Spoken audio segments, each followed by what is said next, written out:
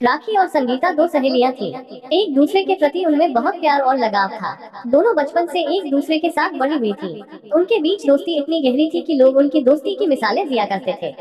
वे एक साथ पढ़ती थी और एक साथ ही कॉलेज जाती थी।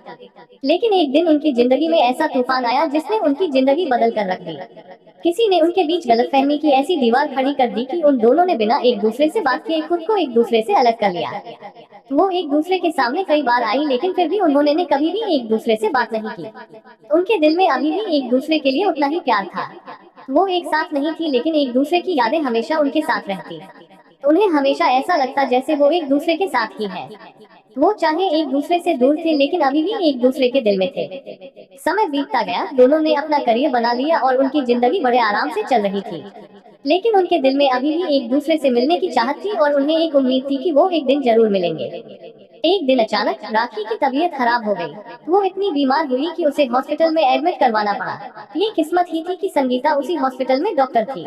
संगीता को पता चला कि राखी एक बीमारी से जूझ रही थी। उसके दिल में छेद था जिस कारण वो मौत के बिल्कुल नजदीक थी।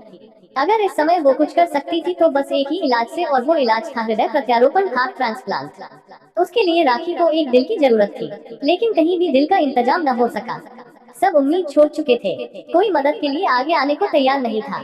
उसका मरना अब पक्का था, पर शायद भगवान को कुछ और ही मंजूर था। एक करिश्मा हुआ और डॉक्टरों ने राखी को बचा लिया।